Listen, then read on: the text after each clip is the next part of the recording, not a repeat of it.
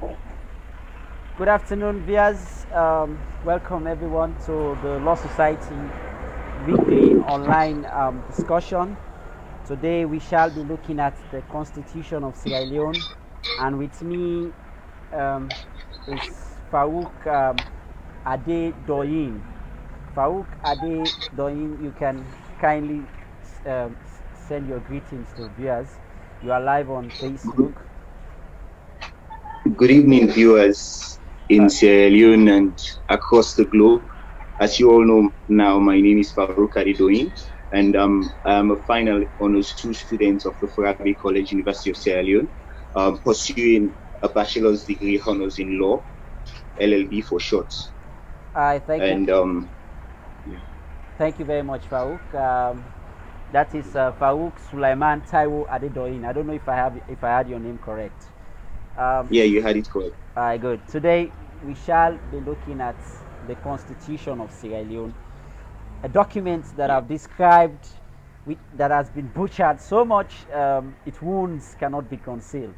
But however, it was defined by Hans Kelsen as the ground norm, and the Constitution itself, pursuant to Section 171, subsection 15, says that this is the highest law.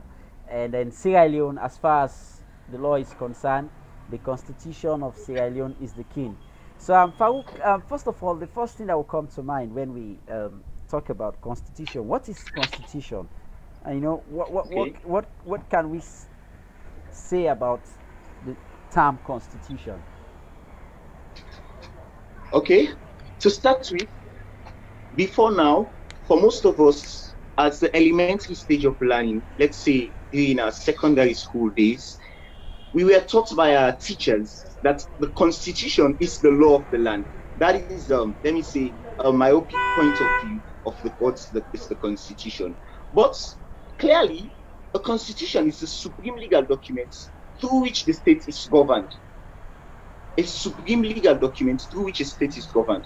Now, what do we mean by this particular sentence of physiology? Now, it is to say that the constitution is the highest law of the land, and not only that, all other laws in Sierra Leone or wherever, they get their roots from the constitution.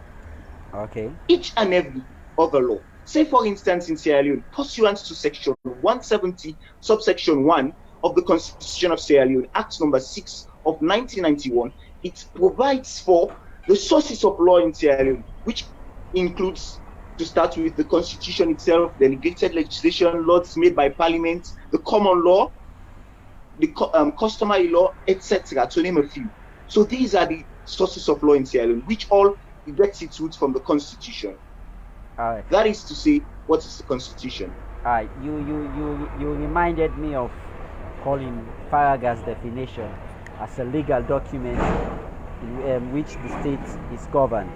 So, in other words, as Thomas Paine will put it, in Sierra Leone, the Constitution of Sierra Leone is the king, the highest law of the land, and everybody is subject to the rule of the Constitution, just as how you've defined the Constitution.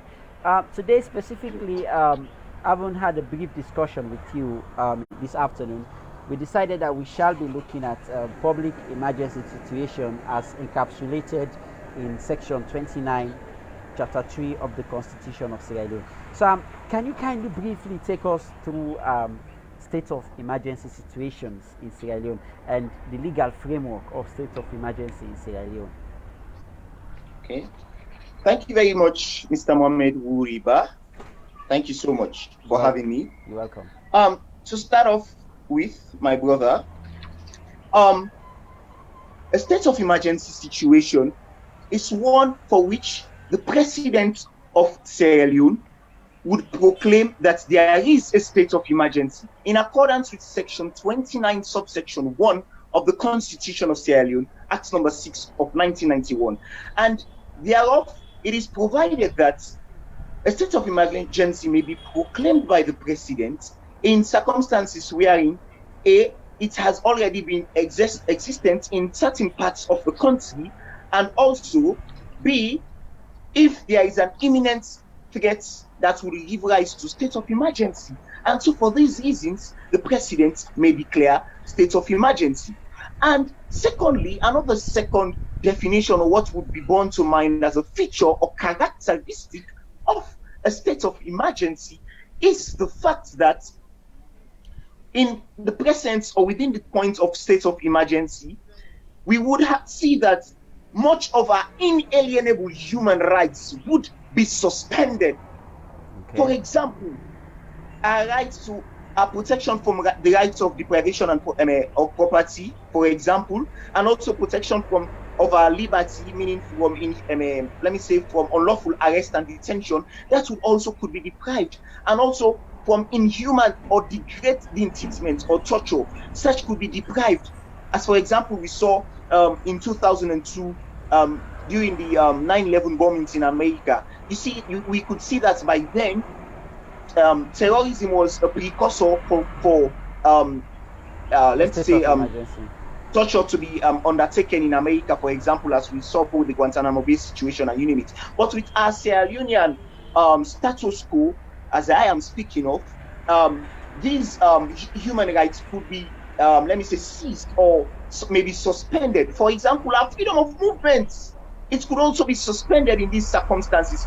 But mind you, I will take you to two authoritative books, one for which by Dr. Abdullahi O. Conte, amicus curiae, a friend of the courts of Sierra Leone, in his book, The Essays of the Constitution of Sierra Leone, 1991.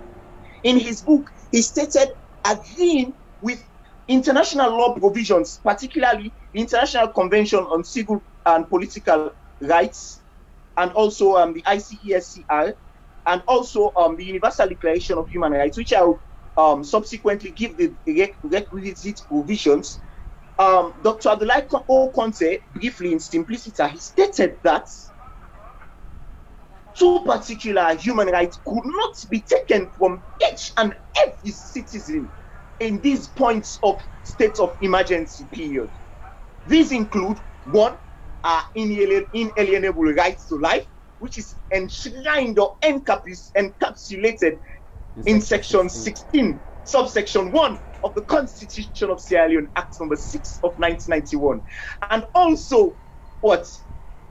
Protection of our fair hearing. We would say protection of the provision of law or protection of law, pursuant to section 23, subsection 1 of the Constitution of Sierra Leone, Act number 6 of 1991, which provides for independent and impartial judiciary of fair court hearing or fair court proceedings. So these are the two sacrosanct human rights or inalienable human rights that cannot be taken from each and every citizen or non-citizen in Sierra Leone in these points of human rights, which is in accordance with international law. I may have to hold you there. You know, I've always reminded myself of your proclivity of the study of the Constitution, and you've just manifested that now. And whilst you were mentioning the provisions and that of the inalienable rights that cannot be taken away from you, even in a situation like this, that is that of section 16 and section 23 as entrenched in chapter 3 of the Constitution of Sierra Leone. You know, that's why I've always described the Constitution of Sierra Leone as a butchered document. You know, in as much as I may agree with Dr. Abubakar Bine Kamara that the Constitution, or rather constitutional law, is the bridge between politics and the law. But however, we must remind ourselves that the rule of law is sacrosanct. As Thomas Paine will always say, in a free society like Sierra Leone, the Constitution ought to be the king, not the political sovereign, or rather the political establishment, but rather the Constitution ought to be the king. So now you've mentioned two key provisions that in as much as our rights are taken away from us in some way, our rights are taken away from us pursuant to section 29 of the Constitution of Sierra Leone, we must as well remind ourselves that section 23 and section 16 cannot be taken away from us. But now we are in a situation, I want us to take the reality, Mr. Farouk Adedoyine, with all objectivity bear in mind. Now we are in a situation we are currently combating the global pandemic, the coronavirus, and courts which ensure they secure or rather protect our Section 23 rights. They've been asked in a couple of weeks. They've been suspended due to the fact that the reason was that coronavirus is imminent, and it is one way people can attract the disease by going to court. So what's your take on that? What do you think? Do you think that's right, which is inalienable? And if we want to agree with Dr. Abdullahi Okonte, do you think that right has been deprived? Okay. Thank you very much, Mr. Mohamed Wurie. Like you've rightly stated, that it's the issue or question of fair hearing. And your question is whether I think that right has been infringed upon. Yes. Well, my answer, I would also take you to amicus curiae again. I mean, Dr. Abdullahi Okonte, he being the friend of the courts. He also stated in his book, the Essays on the 1991 Constitution, particularly the question he posed, that in the times or days of state of emergency, can we oust the jurisdiction of the courts? Now, the question, he posed it and he answered. He said, there cannot be the ousting of the jurisdiction of the courts. But to my mind, subjectively, looking at the current status quo, brother, you would realize that in accordance even with the Constitution stipulates the times wherein a state of emergency could be declared. Let's say, which is encapsulated in Section 29, sub 2.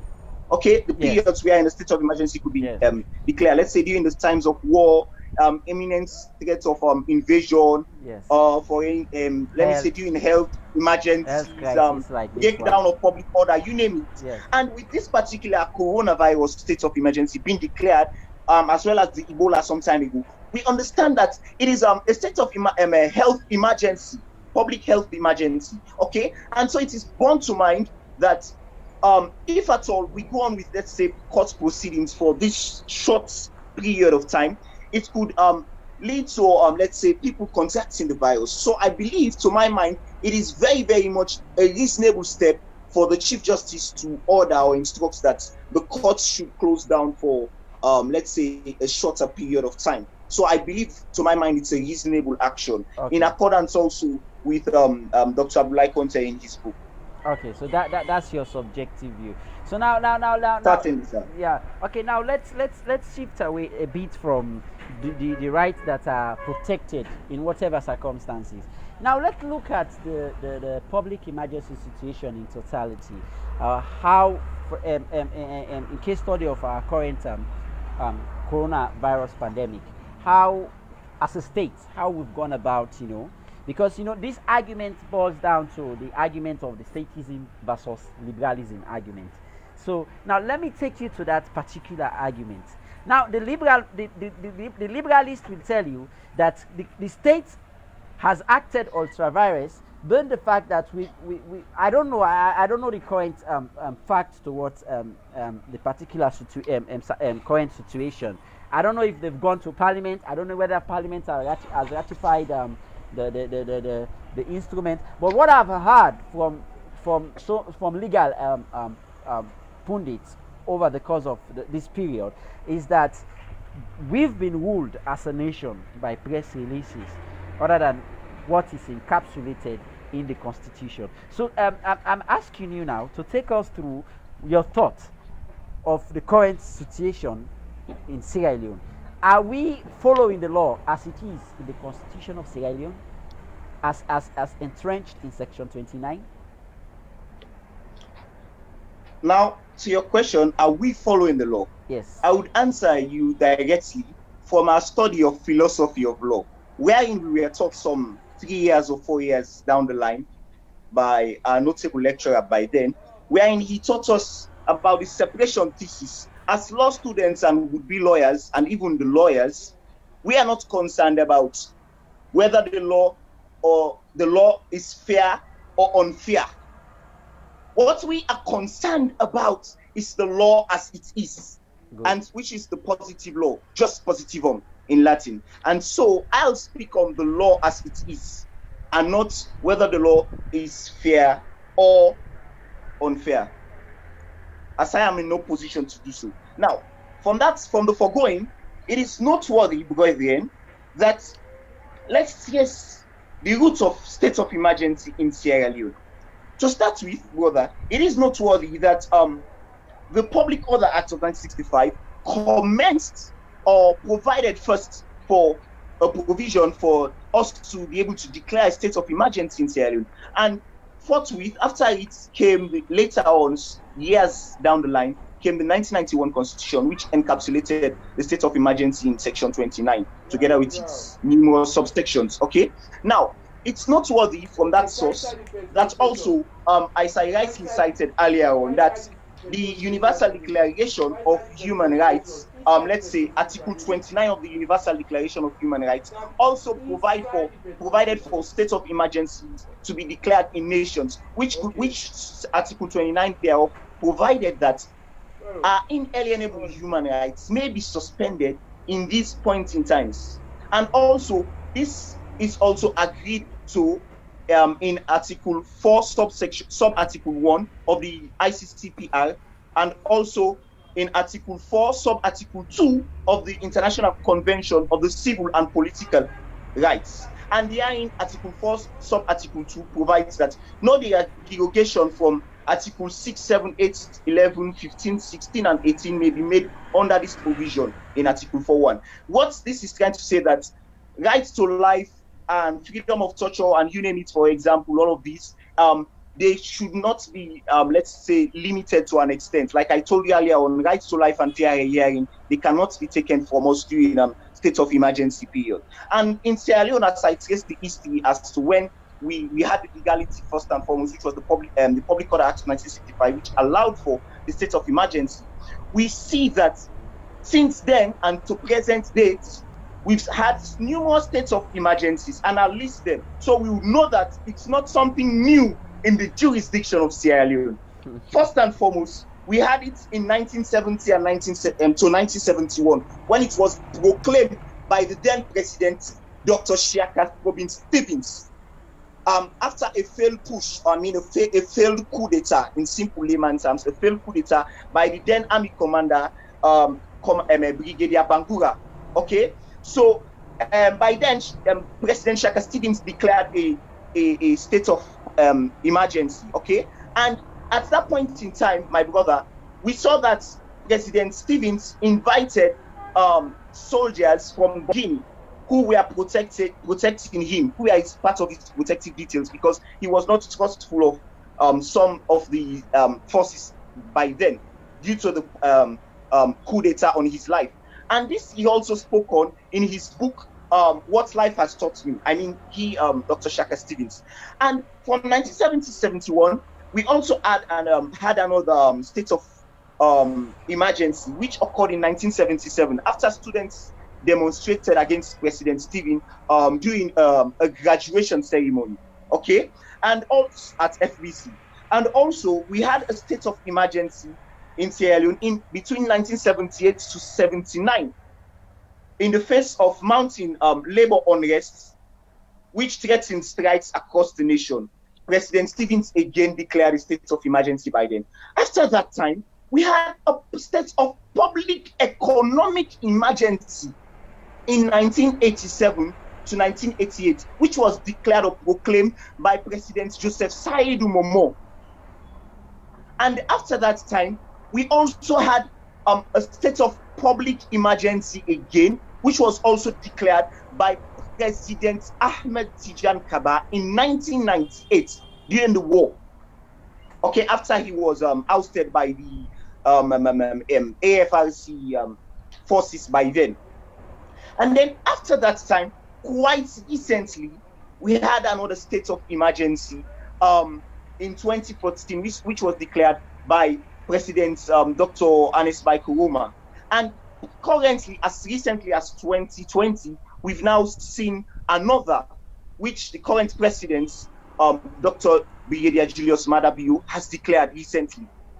Okay, now, Looking at the legality furthermore, I cited earlier on Section 29 sub 2, which provides for the times wherein we could have state of emergency, which I spoke of, health situations, economic situations, during the war, during wars time situation, you name it. It is noteworthy that in accordance with Section 29 subsection 3 of the Constitution of Sierra Leone, Act number 6 of 1991, that Parliament may ratify or approve this particular state of emergency proclamation by the president between a period of 7 days if parliament is in session, but if they are not in session, within a period of 21 days. Okay. Yes, 21 days. Okay. Yes. And mind you, in subsequent sections, it goes on to tell you that the parliament, this particular state of emergency may even go up to 90 days. And it could even run up to a year. But a state of emergency in Sierra Leone should not exceed a year. Okay?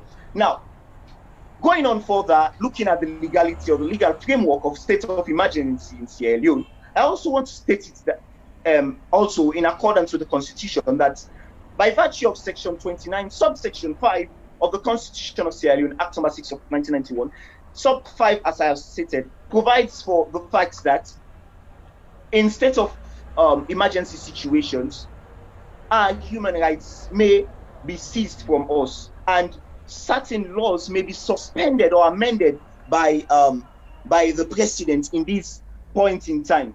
Okay, I think that is even provided for pursuant to Section 29, subsection 6, paragraph D of the Constitution, which states that the president may amend or suspend these laws, excluding the Constitution of Sierra Leone, which is the highest law of the land. It is the only law that cannot be suspended in the jurisdiction of Sierra Leone. Now, going further, I wish to further cite it herein, like I said earlier on, that in accordance with Section 29 sub 10, that within the period of the state of emergency may exist for up to 90 days, or it may expire, or unless approved or passed by parliament, so it can go above even up to a year. Okay, and it is noteworthy that with the current status quo, it is quite to a degree, as it has just been proclaimed quite recently by the president, it is by all regard legal, and we are looking at the emergency regulations that are to be promulgated by the Parliament of Sierra Leone. Okay, so that is it, my brother. You've taken us along through the vicissitude of time, bringing all the periods in which we've observed states of emergencies in Sierra Leone. But what I was looking for, Mr. Farouk, is yes, whether this current situation is a reflection of I know you may want to balance some certain things because of one or two reasons. I understand where you're coming from, but I want to know whether if this current situation, because so many questions have been posed when we send the flyers out that we are to talk about the Constitution of Sierra Leone, several people raised so many questions. So one of the main questions they were asking is whether this current situation is a reflection of what is entrenched in Section 29. Because there are people of the view that this current administration is not going strict to sense of what is entrenched in Section 29. In as much as we as students, we do not hold the academic pedigree because we are still students struggling to grasp the legal concepts. We do not hold the academic pedigree to interpret the Constitution. For interpretation of the Constitution is exclusively the jurisdiction of the Supreme Court, as enshrined in Section 126. I stand to be guided. So what I'm trying to say now is, from your own point of view, from your own perspective, are we currently going through the reflections of Section 29? Because I've laid my hands on two documents, Constitutional Instrument number 5 of 2014 and Constitutional Instrument number 1. These were regulations promulgated by the then government, the government of President Ahmad Tijan Kaba and the government of President Ernest Bai Koroma respectively. These were regulations ratified by Parliament as entrenched in Section 29. So these regulations were laws as enshrined by the Constitution of Sierra Leone, that were promulgated during those public emergency situations. So is this current situation an exception? We are yet to see laws promulgated by the government of Sierra Leone on how we can be regulated during this period of public emergency. Now, are we in any way being ruled outside the law? That is the question I am asking. But you may choose not to answer. To your question, yes, and for which I would have to say this. I believe, to start off with, in accordance with Section 40 of the Constitution of Sierra Leone, which provides for the fact that the President of Sierra Leone is the Commander-in-Chief of the Armed Forces of Sierra Leone, the Fountain of Honor, and he is the Supreme Executive Authority of Sierra Leone. I wish to state that, as he being the Fountain of Honor, he has proclaimed the state of emergency. Yeah. And also, moving into the Constitution slightly, Section 73 sub 1 of the Constitution stipulates that the Parliament of Sierra Leone shall make laws for Sierra Leone, and it shall, in accordance with 73 subsection 3 of the Constitution, the Parliament shall also make laws for the good governance and peace and security of Sierra Leone. Okay? Yes. And so it is to be borne to mind that, in accordance with section 29 subsection 1 of the Constitution of Sierra Leone, Act number 6 of 1991, the President has so far declared a state of emergency in accordance with the Constitution, which we have seen is quite legal, in accordance with sections 29 and 20, sub 1 and sub 2. Yeah. And furthermore, it is now a question for section 29 sub 3, which is much of a question of the Parliament of Sierra Leone. And I believe some time ago we saw it on AYV some weeks back, where the issue of the state of emergency was tabled before Parliament, and the Parliament so far then they deliberated on it. So to my mind, what I believe may be going on currently is that the State's Law Office, what you and I may know as the Law Officers Department, may be working, or maybe because you and I know that in Sierra Leone legal system, as a course or module we studied some time ago with one of our lecturers, we learned that the Law Officers Department is the let's say the State's Department, the State's Law Office, okay? And so they have a branch which drafts out laws or maybe bills or regulations that are to be promulgated by Parliament, or even bills, even bylaws that may be promulgated by the Freetown City Council, as the case may be. Okay, so I may, to my mind, I want to believe that maybe is the current emergency regulation is being worked on by the Law Officers Department, maybe, to my mind. But vis-a-vis, face-to-face with everything, I want to believe that is what is the current status quo of things. And also, Parliament may... But reasonably, Farouk, don't you think the time has elapsed since the proclamation? Reasonably, brethren, the question of whether the time has elapsed, I would like to ask you, first and foremost, yes, when was the state of emergency declared in 2020? When was it declared? It was proclaimed, we all know it was proclaimed about a month ago.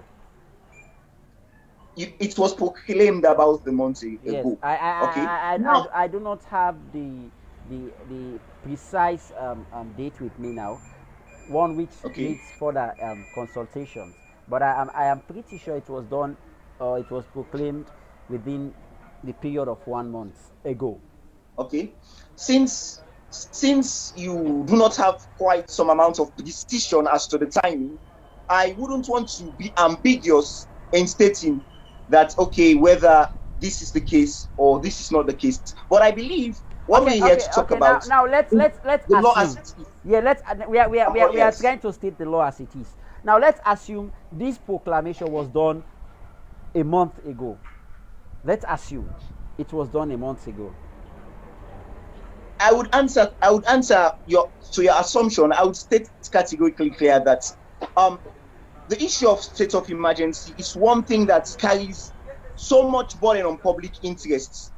Okay, and so if you're making an assumption here, and if I comment on an assumption, it would not be favorable for, let's say, for the layman out there looking at us giving a comment here, understanding on the current position of I situation. understand you've chosen not to answer my question, but it's okay, it's fine.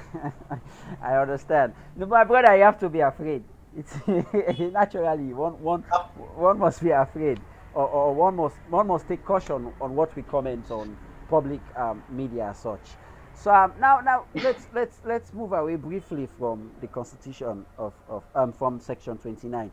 We all know that the Constitution of Sierra Leone, Act number 6 of 1991, is a democratic constitution, one that has democratic features and credentials. Yes. So and then we adopted and incorporated into our laws by way of ratification two international instruments that which you've stated earlier on in the program. Yes, you please. mentioned the International Covenant for Civil and Political Rights, and then you mentioned the International Covenant for Economic, Social, and Cultural Rights. These we've acceded to these treaties and we ratified them, and we've domesticated them by law. But however, the bone of contention now, as far as the Sierra Leone Constitution is concerned, is that of the features of the International Covenant for Economic, Social, and Cultural Rights, the provisions enshrined in that particular treaty, whether or not people are claiming, human rights activists are clamoring for them to be justifiable in Sierra Leone. And we all know there is a bar to their justiciability in Sierra Leone, pursuant to section 14 of the Constitution of Sierra Leone. So now I want you first and foremost to take us briefly on the notion of section 14 in the Republic of Sierra Leone. Section 14 as enshrined in the Constitution of Sierra Leone. Okay. Now, to start with, I remember some time ago when I told a colleague baby lawyer of mine, by the name of Abubakar Samuel Dumbuya, a friend. Yes. I told him, bro, the law is beautiful. Now, why have I said the law is beautiful? Okay. In a country like Sierra Leone, which has, to some extent, a constitution which is analogous or comparatively similar to that of Nigeria's constitution, unlike the fact that Nigeria's constitution is a federal constitution and Sierra Leone's constitution is a unitary constitution. Nigeria's is of 1999 and Sierra Leone's unitary constitution is of 91. Okay. I told my friend that the law is beautiful. And why have I said that?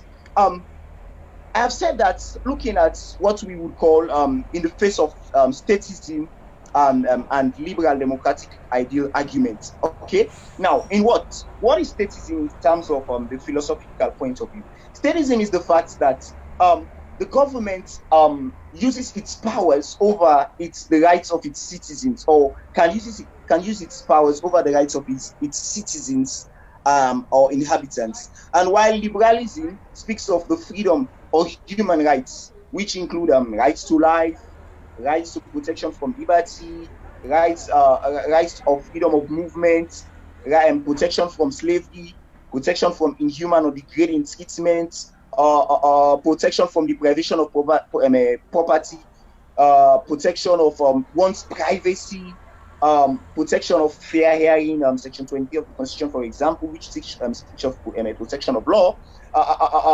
freedom of conscience, freedom of speech, protection from discrimination, and enforcement of these provisions. Okay, I told the colleague of mine, Samuel, that the law is beautiful.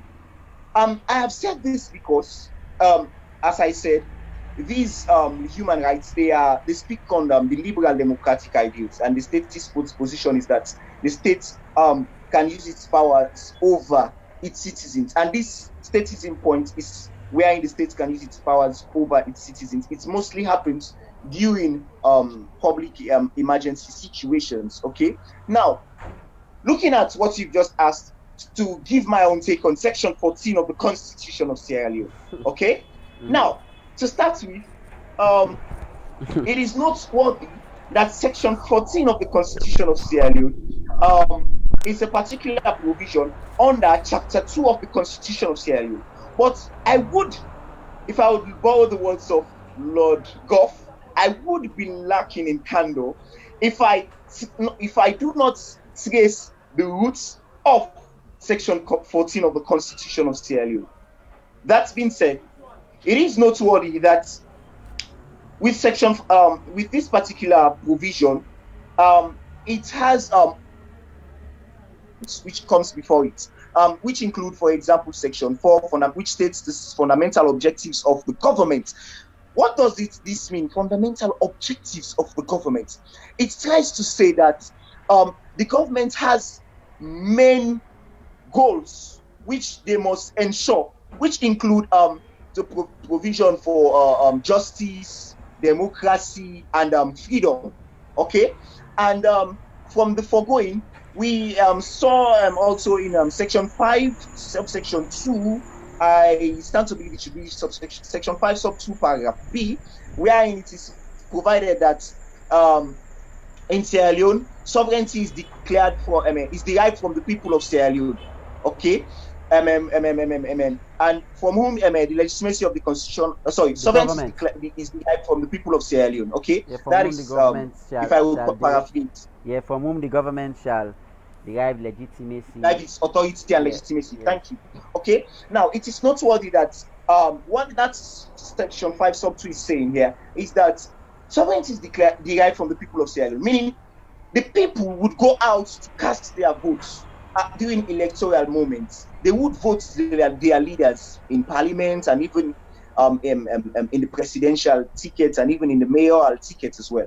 Okay, and from this political standpoint of Section 5 sub 2, it is noteworthy that these objectives created for, like I said in Section 4, okay, these political objectives, these objectives listed briefly as freedom, justice, and democracy, they are further dwelt upon in the following sections, which include Section 6, which speaks on the political objectives of the government, and Section 7, which speaks of the economic objective.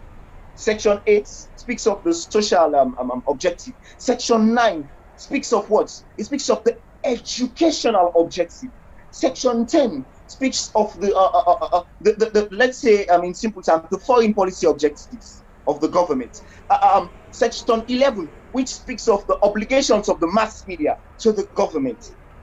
Section 12, which speaks of enhancement of national culture, wherein the government is to protect our culture.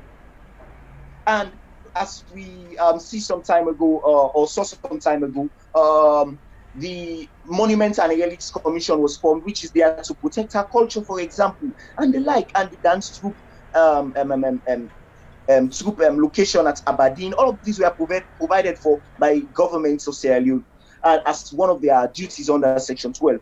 Okay, but these duties, if they fail to do it, they cannot be held accountable for them. Okay, and also Section 13, which speaks of the duties of the citizen.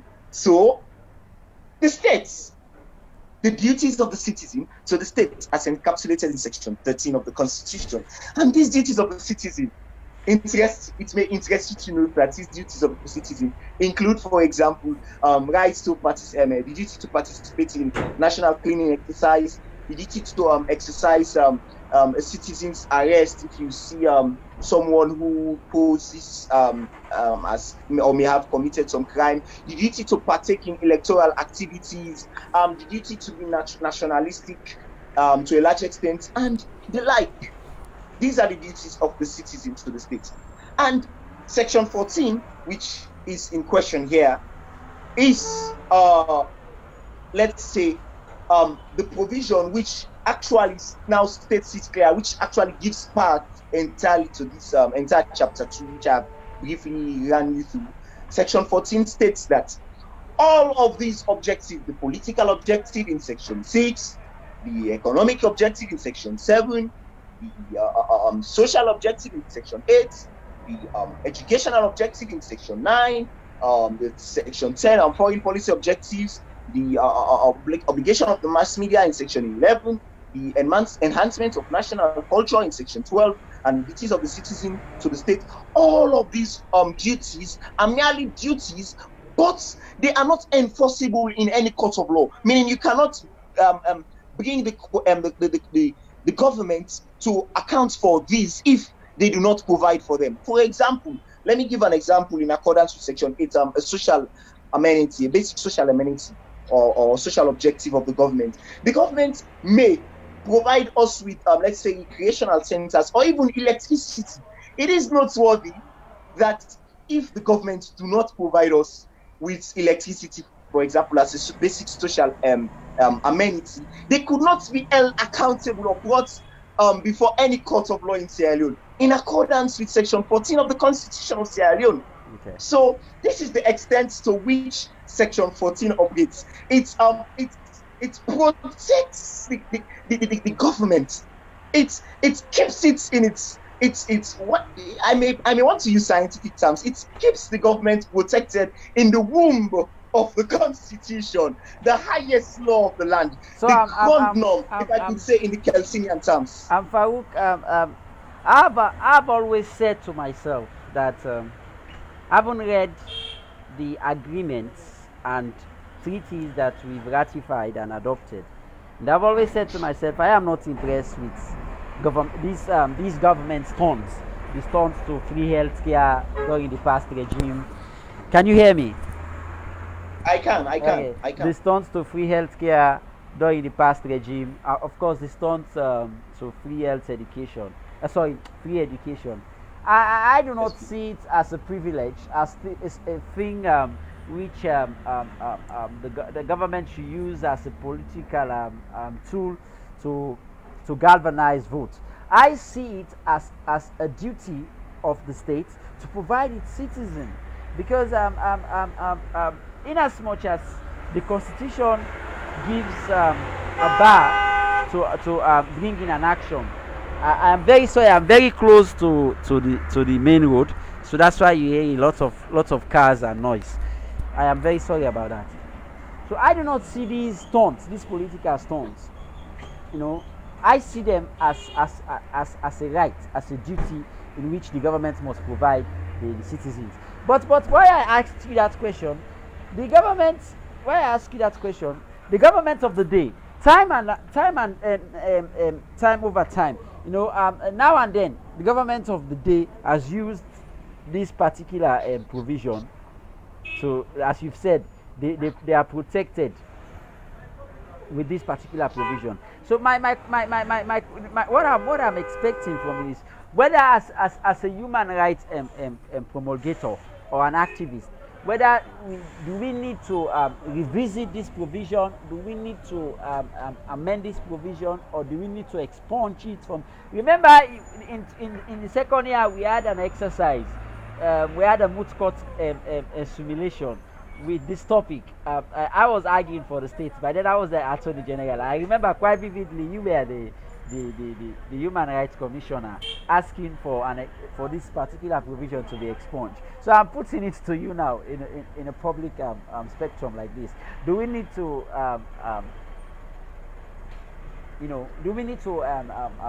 take it off our books? What do you think? Again, I would say this favorite quote I have in my own show. The law is beautiful. Why have I said so to your question, or to your question on my opinion on section 14 as to it's been expunged?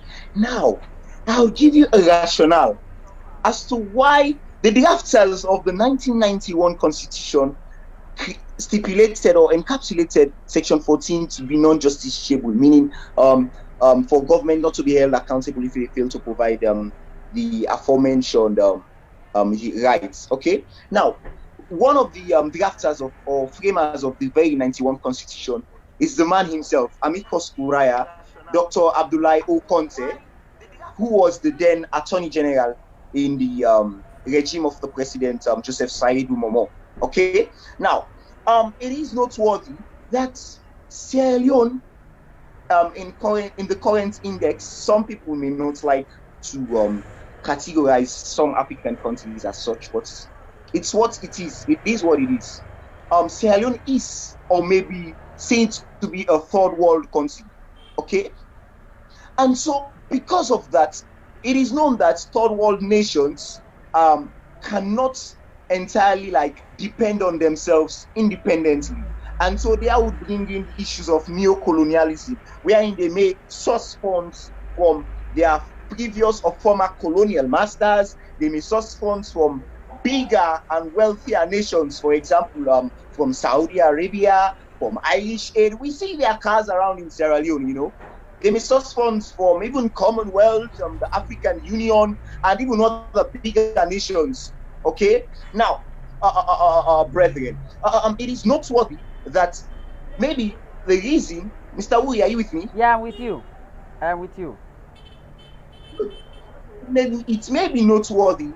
That's the reason why the framers of the 1991 Constitution the reason for them to state that Section 14 should not be justiciable is because as a third world country, as we are currently, we may not be able to shoulder all of our burden by ourselves. We may not have the. I'm coming. Allow me to land. Let me hold you there. Let me hold you there. Allow me to land, sir. Okay. Allow me to land, sir.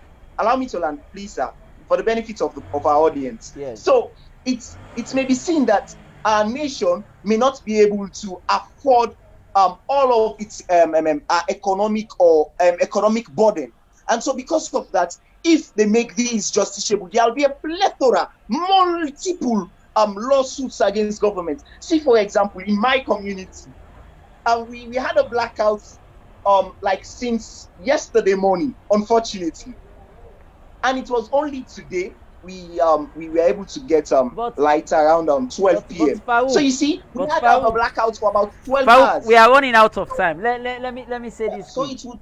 That is it. Farouk, how can we guarantee the rights to life, then we neglect the rights to health? And these are interrelated rights. You cannot guarantee the rights to life. You cannot say you have the right to live, then you neglect giving the rights to health or to better living. You know, how let's say, for example, how can you guarantee the rights to conscience and you neglect giving the rights to education? My brother, yes.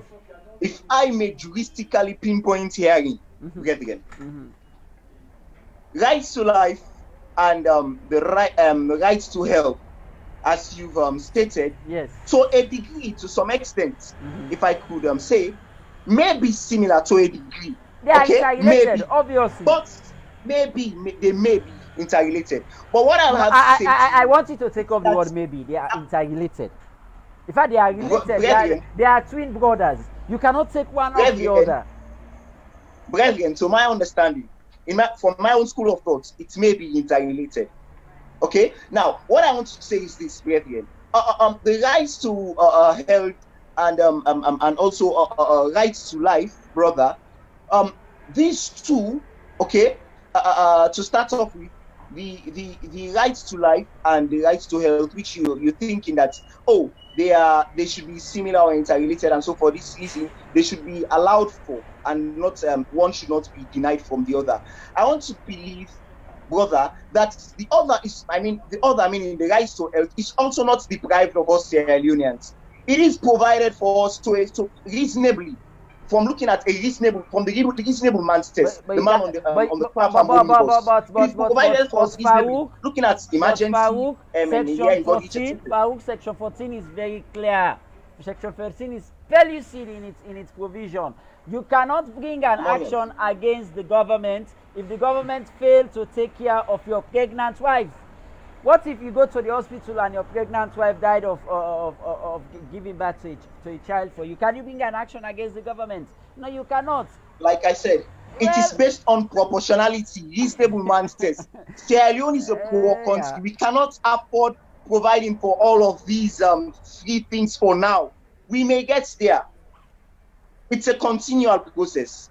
That is my own subjective opinion. Okay, we are getting there. We are almost coming to the end of this program. It has been an educative one. We've learned a lot from your submission. But before we conclude, what is the prospect of the Sierra Leone Constitution?